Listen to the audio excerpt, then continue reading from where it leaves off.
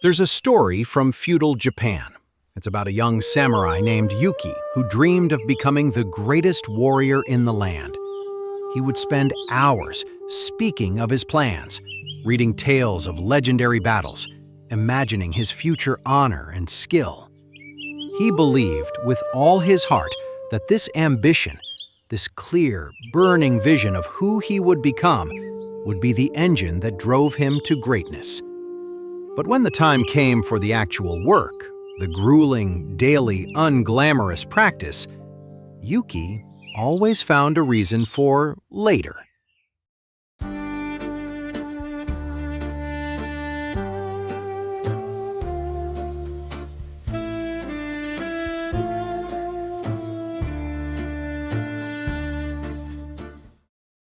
The weather wasn't right. He didn't feel prepared enough. He needed to plan just a little more. Years passed, and a painful truth dawned on him. His grand dreams hadn't lifted him up. They had made him weaker. His ambition, without action, became a cage. It left him frustrated, unprepared, and full of a deep, quiet regret. This isn't just a centuries-old fable. This is you. This is me. This is the universal human gap between the person we want to be and the action we avoid today. We believe, like Yuki, that motivation is the spark, that we need to feel inspired, energized, perfectly ready before we begin. So we wait for it. We say, "I'll do it later." We confuse dreaming with doing and planning with progress. But centuries ago, the greatest swordsman who ever lived, Miyamoto Musashi, understood the fatal flaw in this logic. He didn't conquer 60 duels by waiting for inspiration. Do nothing which is of no use. And what is of no use? Dreaming of the peak while refusing to take the first step. Talking about the battle, but never lifting the sword. Procrastination, in the eyes of the samurai, wasn't a minor bad habit. It was a fatal weakness of the spirit. And today, we're going to dissect this weakness with modern psychology to find the samurai's secret to crushing it. So let's get one thing straight.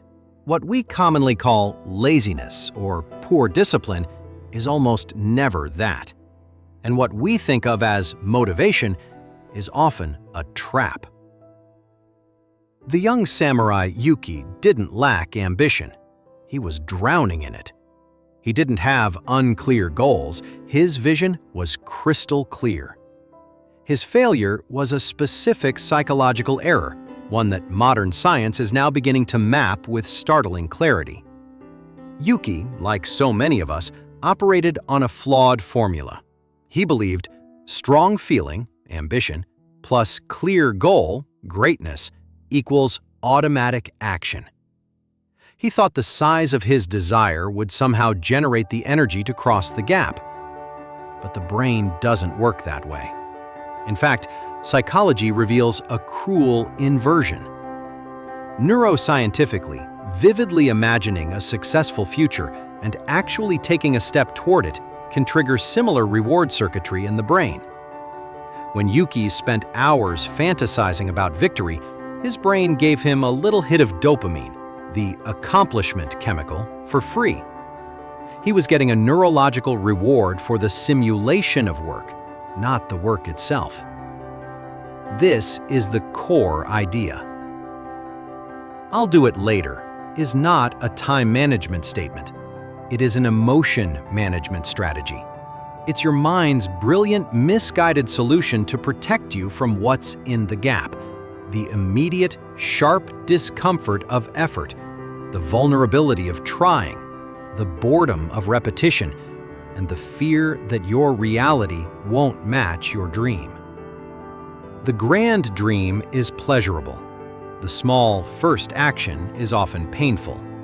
So your brain, designed to seek pleasure and avoid pain, engineers the escape later. Yuki discovered what psychologists like Dr. Fuchsia Sirois, a leading researcher in procrastination, have shown. procrastination is not about time, but about poor emotion regulation. We delay to temporarily feel better now by avoiding a task that makes us feel anxious, incompetent, or overwhelmed. We are trading a small, immediate emotional reward, relief, for a massive future cost, regret, panic, failure. So the person scrolling through their phone instead of starting the report, they aren't lazy. They're self-medicating their anxiety about the report. The samurai avoiding the dojo, he wasn't undisciplined. He was self-protecting from the ego-bruising reality of his current skill level. This is the fundamental reframe. The battle isn't between you and your to-do list. It's between the part of you that wants the future result and the part of you that wants to be safe from present discomfort. Later is the peace treaty that always betrays the future you. But if that's the trap, the comfort of the dream over the discomfort of the deed, how did the greatest warriors in history, like Musashi, break it? They didn't have smarter brains, they had a smarter system. They understood a truth that flips our modern obsession with motivation completely on its head. And that truth is the real samurai secret. This is the trap. Psychology calls it the procrastination cycle. A task tied to your identity sparks fear. Your brain, to avoid that feeling, chooses later.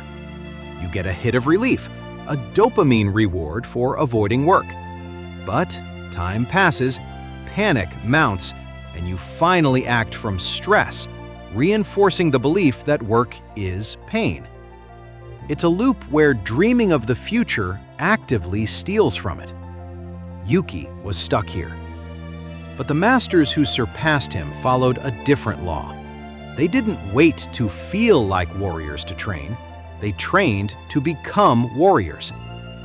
Our mistake is the formula, feeling to action. We think we need motivation first. The samurai secret is the true formula, action to feeling. Motivation isn't the spark, it's the flame that follows the friction of starting. Their method was Kaizen no Mi, the way of small, continuous improvement. It's a neurological hack. Make the first action so small it bypasses resistance. One swing, one sentence, one step. The goal isn't quality, it's to break the state of inaction. Finishing a microtask rewards your brain for doing, not avoiding. It builds the compound interest of discipline. This is how you cross the gap between wanting and doing. Not with a heroic leap, but by laying one small, unwavering stone at a time. You stop asking, "How do I feel?" and start honoring, "What is my commitment?" I am not controlled by my feelings. I am guided by my commitments. This is the warrior's mindset. The transfer of power from the emotional self to the volitional self. But this very power, this focus on relentless action and disciplined identity, has a razor's edge. But we must speak of the razor's edge. The same principle that forges discipline can become a prison. When action before feeling hardens into dogma, it severs you from a vital signal, your humanity. For some, the quest for mastery twists into a pathology of constant doing. The tiny action is no longer a bridge, but a whip. Every unproductive moment becomes a failure. Rest is laziness. This is the performance trap, where your worth is forever conditional on the next completed task. You are no longer a human being becoming better. You are a machine avoiding breakdown. This was the true downfall Yuki narrowly avoided. He was paralyzed by the dream of the finished masterpiece. But one can also be devoured by the relentless, joyless grind toward it, where the sword you master becomes the weapon you turn on yourself. The true warrior's wisdom lies in balance.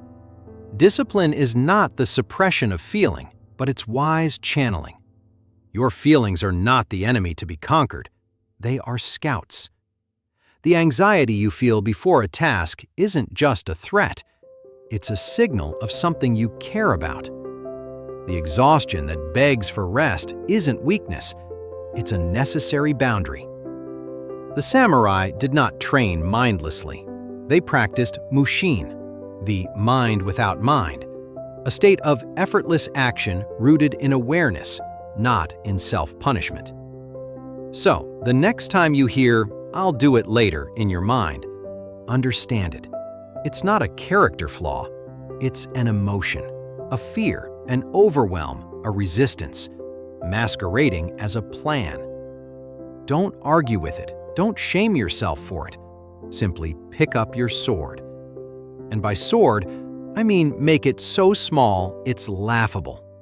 Open the document, put on your shoes, clear one dish. Action is the antidote to anxiety.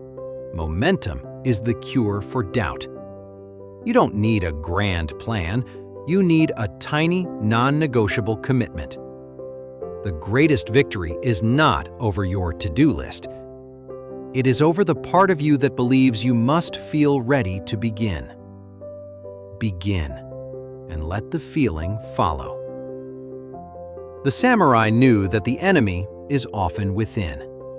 If you're ready to build systems that defeat internal resistance, subscribe. So tell me, what's the one tiny action you've been putting off? Name it in the comments and let this be your commitment. And if you think understanding inaction is powerful, wait until you see the psychology of the people who seem to have too much motivation. The ones who burn out chasing success. That's next.